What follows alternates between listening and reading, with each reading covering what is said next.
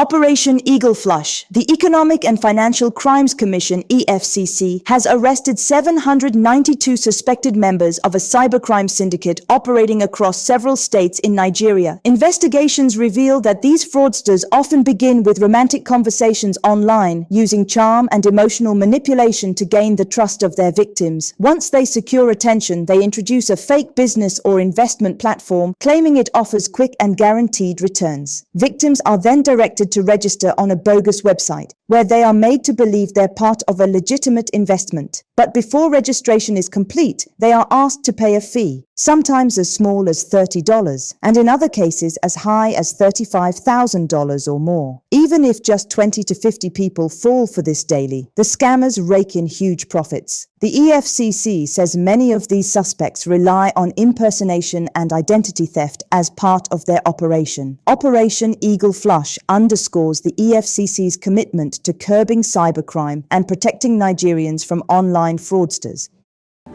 Into romantic conversations and then get their attentions, and once you get their attention, you now tell them about this phantom business or investment platform that they offer, and then they ask their victims to register on their platform, which is www.yoto.com.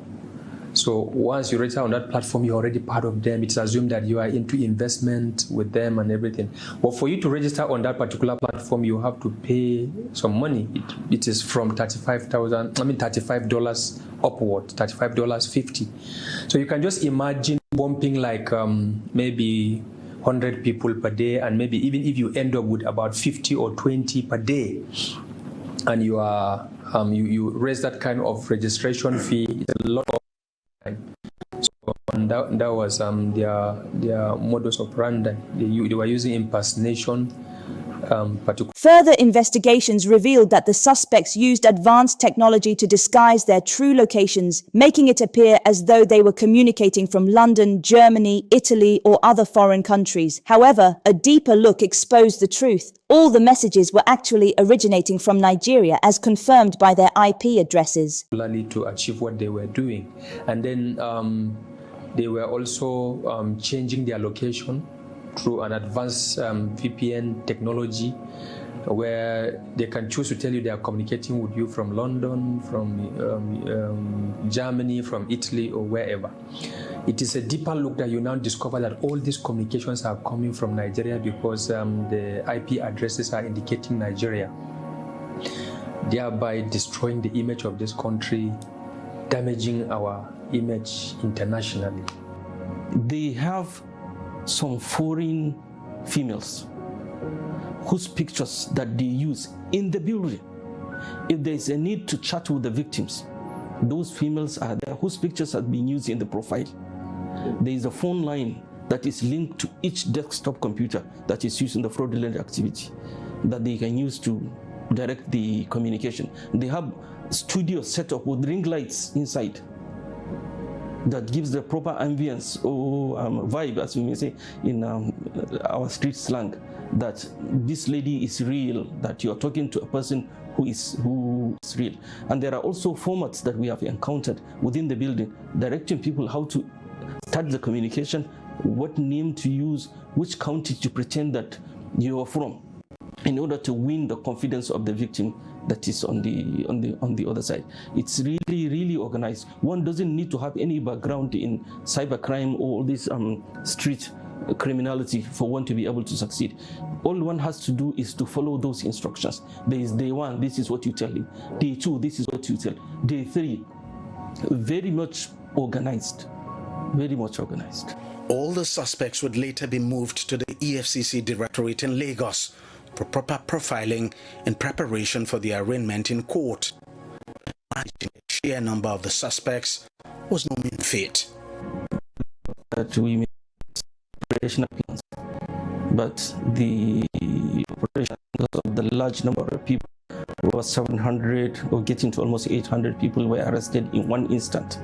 And then when you have like that large number of people, how much number of operatives do you need to have on ground to control that large number of people, and knowing us Nigerians who we are and the potential for us to become unruly when we are in large numbers. So it was really something that I will forever cherish, kind of, with the challenge that we faced and how we were able to overcome it. Many of the suspects have since been taken to court on charges bordering on cybercrime, cyberterrorism, identity theft, among others. Over 100 of them, all foreigners, have now been convicted and sentenced. Actually, as of 25th of July, about 183 have been convicted. 183. We just have about 7 left. And even out of the 7, 4 have a plea bargain and all of that. So we have recorded the substantial resources in the prosecution. Yes, we also had some assets forfeited. That's some virtual assets, crypto assets worth about $200,000. Also, we have been able to secure the the forfeiture of over 1,500 computers and over 4,000 mobile phones. Over 4,000 mobile phones that were confiscated from these people. So you can imagine the extent of these nefarious activities being carried out by these folks. So by and large, we have recorded substantial success in this investigation and prosecution. And I think without being immodest, it's a world record. As it is now, there are some that are proceeding to full trial, those who have chosen to face and defend the charges against them. And there are some that have chosen to plea bargain. So those who have chosen to go for the full trial are undergoing their trials. They are having their days in court. Those who have chosen to plea bargain, we have disposed of that, and there are still some more in the queue. Before anybody would want to go into a plea bargain, you must be certain that you have done your work absolutely to the best of your ability, and that the evidence that you have presented are compelling to the extent that they feel that trial. And that is the situation that we find ourselves in. We were able to gather enough evidence to confront them with, and all of them know that they are mostly involved in this crime. The evidence that we have, a number of them just felt there was no need stretching the legal process, and they came up to plead guilty to the charges that we filed against them. With the convictions comes a fulfillment for the officers behind the landmark operation. I am fulfilled because all the effort that we have put into this work is finally yielding result. First of all, it's sending a clear message to the foreigners who are luring our youth into this type of activities that it cannot be tolerated. Secondly, the youth too are also learning that partaking in this criminal activity will not help them, hence making them to change their trajectory into something that is more positive. So if you look at it and the perception across the globe about Nigeria, now it creates the sense that Nigeria is actually doing something to get rid of this type of criminal activities. So I am fulfilled. We have put a lot of effort. We have not let our chairman down. We have brought honor to all the promises that he has made to help Nigerians to fight this type of criminal activities are fulfilled before his very eyes. Now with this investigation and with the success rate of the prosecution, and the whole world should know that Nigeria will not tolerate such nefarious activities. Nigeria will not be allowed itself to be taught to get them at any time, anywhere, and will expose their nefarious activities and ensure that they are prosecuted. Eagle Flush was not just an operation. It was a powerful statement by Nigeria's anti-graft police that there will be no hiding place for cyber criminals in Nigeria. It's one of the great landmarks of the EFCC airport, because out there, the impression that people are having globally is that it is only Nigerians that are perpetuating internet fraud, that are perpetuating all sorts of financial and dubious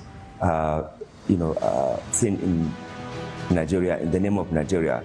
But here we are, arresting over 700 people involved in this financial fraud. This is a commendable effort, and we can only give our moral support to this nationalistic work that the EFCC is doing. For foreigners especially who believe that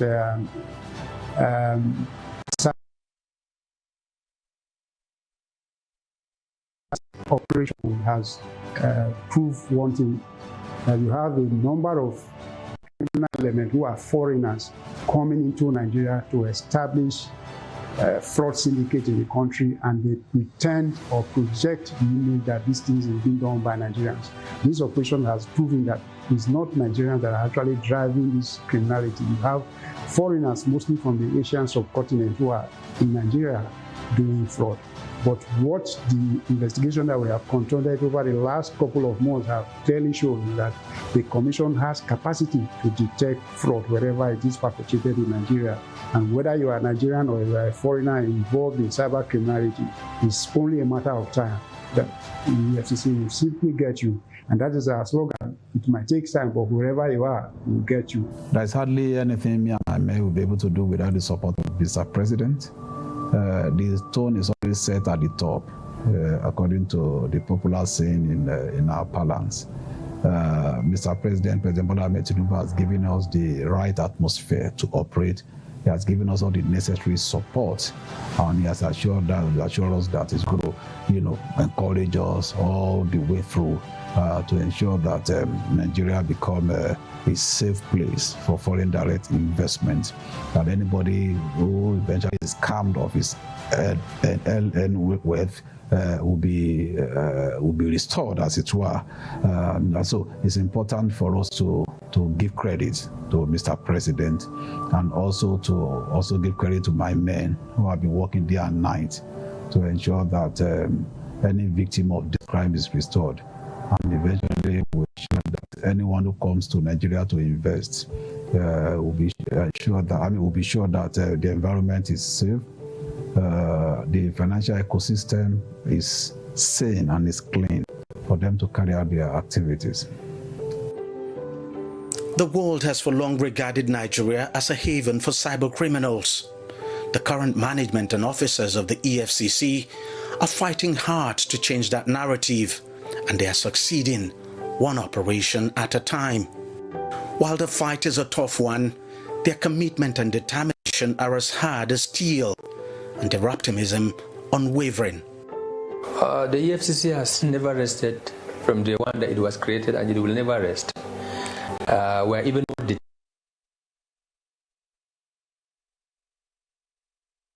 it gets tougher. We are toughened to always confront it and to continue fighting. Having had their day in court, convicted and sentenced, the foreign cybercriminals are now being deported to their countries.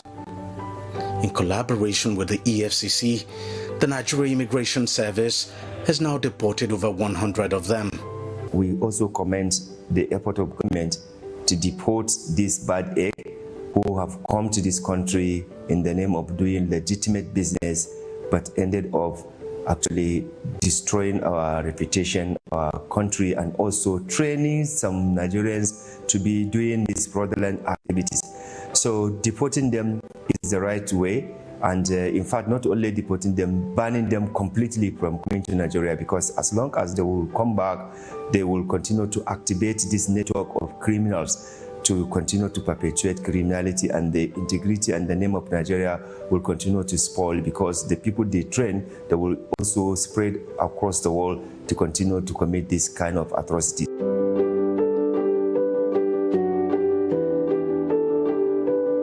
We are telling the criminals that EFCC is on them.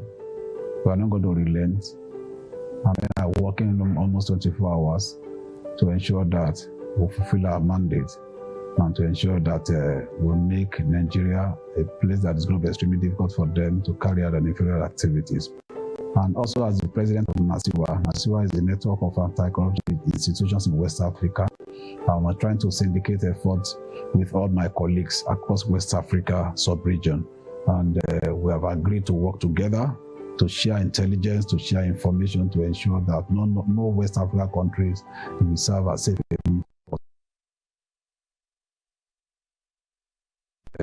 And the rest of the world need to join hands with us so that we can also make the whole world, a place where anybody can go and have their investments carried out and become not being made a safe haven for criminals.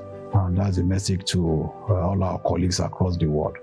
All the foreign convicts arrested during Operation Eagle Flush will be deported after serving their sentences in Nigeria. This decisive move, according to the EFCC, is aimed at sending a clear message that cybercrime and international fraud will no longer be tolerated within or beyond the nation's borders. With this operation, the EFCC reaffirms its commitment to safeguarding Nigeria's digital space and restoring the country's global reputation for integrity and trust.